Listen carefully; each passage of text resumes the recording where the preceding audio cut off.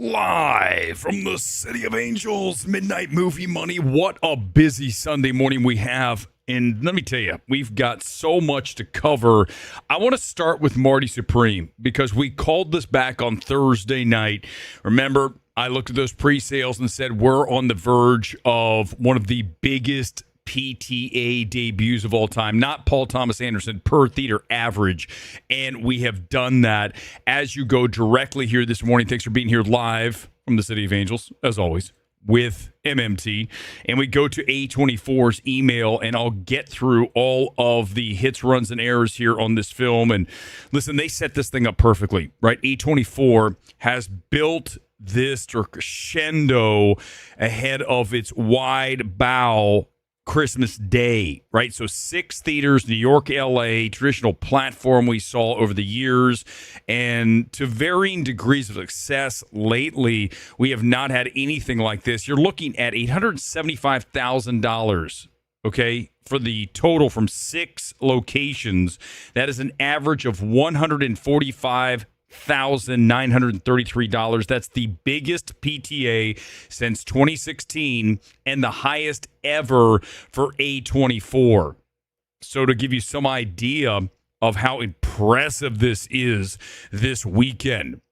And you also are talking about a film that will pick up awards motivation and certainly a lot of power going forward because of the fact that this film debuted and gets these headlines with the biggest per screen average we have seen in nearly a decade. Very similar to La La Land all the way back to 2016, right? So this is setting up perfectly for A24 and awards as we enter truly Oscar season, Globe season. All of that is incoming, and this is how you do it. You bring it in very late. It's one of the last films in, and then it does the box office. Now, if you're asking me, and we still have a lot to get to, but I'm just going to throw this out here right now. If you're asking me if a film like Marty Supreme should take the place of any film from Netflix because of theatrical success alone, the answer is yes. Movies are meant to be seen on the big screen. They are not meant for streaming. And the voters of the Academy would be wise to disregard Netflix, throw them in the trash, and give your full attention to a studio in A24 that just set a record and is dedicated to the movie-going experience. That's the takeaway here for me this morning.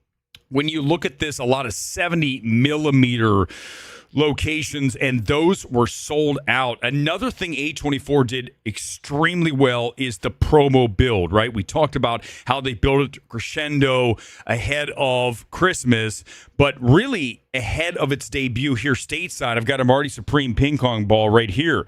They were giving away a sleeve of 5 of these things, and it's like an orange box, kind of like what you see in the movie when you see it. We really like this film. Go back and watch my evaluation from Thursday night on our YouTube channel, Midnight Movie Talk, if you missed it, if you're watching on X. Now, so that's smart, right? Give away very inexpensive ping pong balls in a collector package, and you sell tickets that were excluded from A-List. So you could not use your monthly subscription service to AMC to get into that 70 millimeter special engagement to get that extra little bit of promo swag. But you look at it playing here at AMC Burbank, AMC Grove, Century City, Alamo, Brooklyn, also AMC Lincoln Square and Regal Union Square. Apparently 70 millimeter at Regal Union Square was the biggest of all the locations this weekend. People want to see films in the premium format. We're going to talk about Avatar here in a minute. And we haven't even mentioned Avatar because, as you guys know, I don't care about Avatar. I have no interest in seeing Avatar 3. I have not seen it. It is not on my schedule. I saw The Housemaid last night. That shows you how interested I am in seeing it. I told you I wasn't interested, and I'm backing it up. When I say something, I do it. It's not like these other people, well, Avatar's kind of lame, and then they go see it. I'm literally going to wait until maybe the last second on the Christmas quarter to check that out. But you look at what's happening here with the premium large format, the 70 millimeter. They also had Prime this weekend. When you talk about the upcharge for those screens, that's how you jack this number up even higher. So everything worked perfectly for A24 this weekend.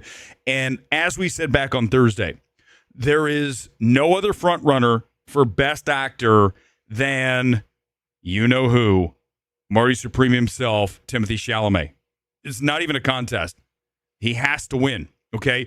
Also, I want to make this point clear. We'll talk about it tonight on the big show because we still have to get to Avatar and Housemaid and SpongeBob and Zootopia. There's so much this morning. But what I want to say is this. When you have Avatar, a film that is way under stateside, it's really impressive to me that we get a smaller film, granted a $90 million film in Marty Supreme, and we get it to the best per theater average that we have seen in nearly a decade. So on one hand, disappointing on Avatar, we see some cracks, but here, this is great. And let me tell you, you better put Marty Supreme in for a lot of awards because it's a hell of a lot better film than Anora. And Anora walked off with how many Oscars?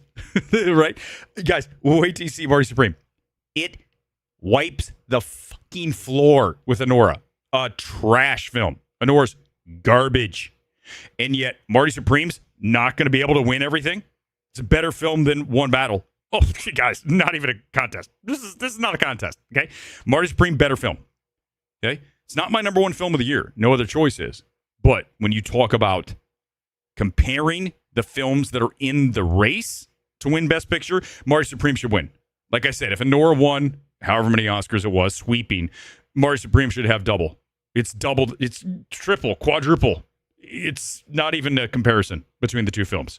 So we start with that. Let's go to Avatar because, yes, that's obviously a huge deal. And listen, it's just what we expected. It's down from what you saw last time around. And I'm going to prove it with the numbers. I'm going to compare it directly to opening weekend from 2022-23 with Avatar Way of Water. I'm going to show you how far we're behind, okay? First of all, let's start domestic, 88 million. Do you guys know what Avatar Way of Water made? 134. That is minus 34% in the debut number stateside for Avatar Fire and Ash. That's a big minus 34. That's significant, guys. And that's what we talked about. I know the Christmas corridor is here. I get it. We know. Trust me, if anyone knows, the ace knows. Christmas corridor is the biggest 2 weeks of the movie-going calendar. Everyone is off. They go to see movies. So you look at films like Housemaid, SpongeBob, obviously Avatar, Marty Supreme. Any of these films, they are all going to shoot up because every single day is almost like a Saturday. Kids are off. Families are looking at things to do. And especially after Christmas, 26th, 27th, 28th, you've got all of those days in there to run all the way through the new year when you're banking huge weekday cash that you do not see even in summer because everyone's off. Pretty much the entire world shuts down for these 2 weeks, hence the Christmas corridor, the movie-going cash central of the entire calendar. Now, we talk about the worldwide debut of 345, 257 million coming from overseas to put that together with the 88 at 345. But, okay, so I dug up the debut because I have all the emails because we are the gold standard. Have I mentioned that before? We are the gold standard. But when I talk about the debut from Fire and Ash versus Way of Water, look at the global debut for Way of Water, 441.6. Okay? Make it bigger so you can see it.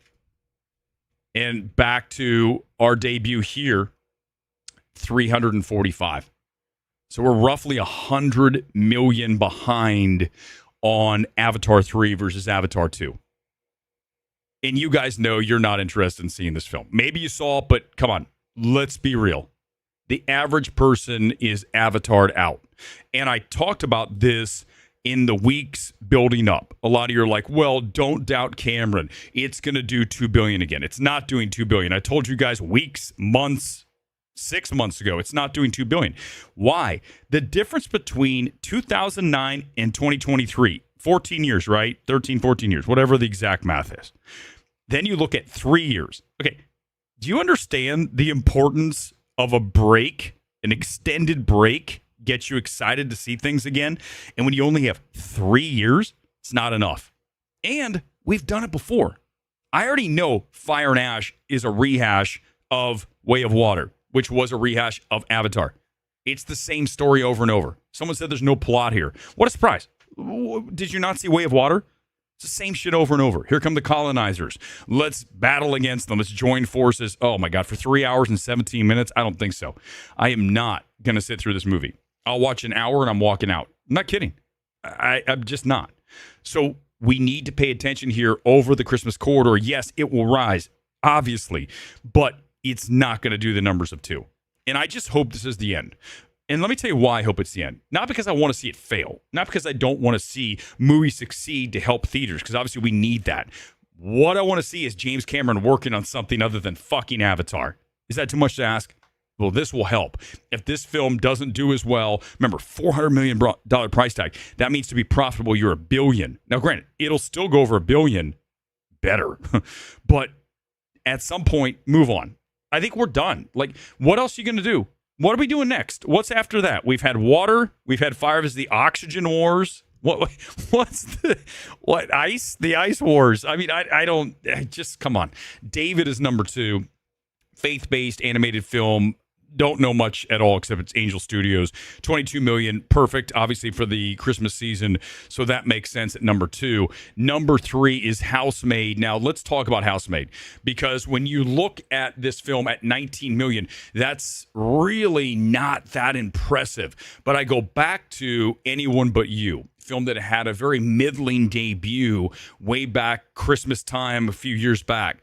And you look at Sweeney and Powell, and that film just flew up during the Christmas corridor. I saw Housemaid last night, largely entertaining, goes off the rails at the end. We'll talk about it tonight in the MMT evaluation, live on the Sunday Evening Spectacular. But when you look at this film, it has a real opportunity to start building day by day and all of a sudden turn around and have $100 million in the bank. Just don't be surprised, because Christmas Corridor will benefit a film like Housemaid that is heavy on the female demo, like crazy heavy. So that is what women will be checking out over the weekend. One other note that's very important, that let me tell you who's saying this. No one. Not your boy at Puck, not your boy Sean Fennessy. Why do I even? You know what? You know why the Housemaid got hurt as well? See, this is why you watch MMT, the gold standard. What audience do you think goes to see The Housemaid? Women. What did women see this weekend in New York and L.A.? Marty Supreme, right? They made a choice, the right choice. But do you see? That means those women are available to see Housemaid here over the next 2 weeks because they saw Marty Supreme in New York and L.A., the 2 biggest movie-going markets in the universe. You see, this is how we see the big picture. We are Nostradamus of films. We just are. We have been. Always have been. The gold standard. SpongeBob, same thing when we talk about Housemaid. $16 million, not great. Should be higher. But again, Christmas Corridor will help tremendously on that film as well. And we get to Zootopia 2. Let me go back to the Disney email, because it's in here where we have a bunch of stuff to take out of here that I didn't even get to about Avatar. I'm going to go over a little bit of the details of Avatar as far as the 3D, the IMAX, all that stuff. We'll break it down demos because that's always interesting. In a minute, I'll do that. But we talk about Zootopia 2, 1.2 million, make that billion, $1.2 billion. And that film is just destroying over in China. That is where the cash is coming from. As I pull it down here, let me pull it up. I got it here. Give me a second. Rolling down. This is the longest email ever from Disney because they had Fire and Ash. They had Zootopia 2. Is this thing on? Bradley Cooper, not a great platform debut. You've got all of this shit in here. Okay, here it is. Finally. International. Let's see what we got for China. China's at 539 million. Hold on, let me zoom in so you can see it over here. I'll pull it over. My bad. This is what happens when I move it. Do you guys see that? 539.1. Crazy. From China alone. So not half, but what is that? Like 40% of the money is coming from China. So that's obviously key when you talk about a success of Zootopia 2, which is dragging behind it in the stateside. But again, over the Christmas break, Christmas quarter, we're going to see this thing pop. Again, but the difference is Zootopia 2's been out for a little while. So yes, families will check it out. I think SpongeBob is going to be the beneficiary of that whole situation. More so than when you look at, here we go. I've got your IMAX stuff right here. All your information on Avatar. Let's do that real quick. Back to Avatar, breaking it down. Let's go. Okay, traditional, total 3D, 56% of the people saw it in 3D. Why would you go see Avatar and not see it in 3D? It doesn't make sense. I can't believe that number's like 96. 56%. TD, 40, 2D, 44%. Demographics, Caucasian, 40, Hispanic, 26, African American, 16, on and on. Gender, male, 55, female, 45, obviously. Surprised that's not even more male to female. Age, mostly 25, 54, and then you get some split off of that. I'll tell you what Marty Supreme did really well with is younger.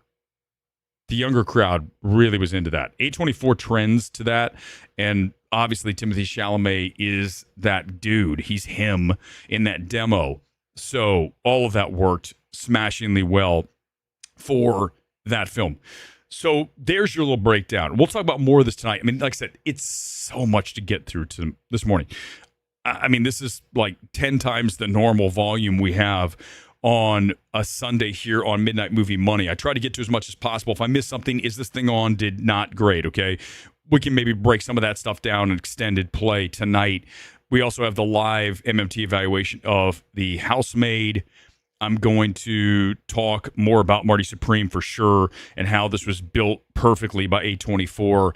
And we're going to do some other things because why not? It's almost Christmas. We'll debut our brand new Christmas MMT lights. It's going to be exciting tonight. I'll see you back here live in the City of Angels watching Midnight Movie Money. I'll see you back here. I'm off to the beach. Yeah, it's nice here. I live in LA. Where do you think we go on a Sunday right before Christmas when it's going to be 70 degrees at the beach? The beach. I'll see you guys tonight. Peace out live from LA. Goodbye.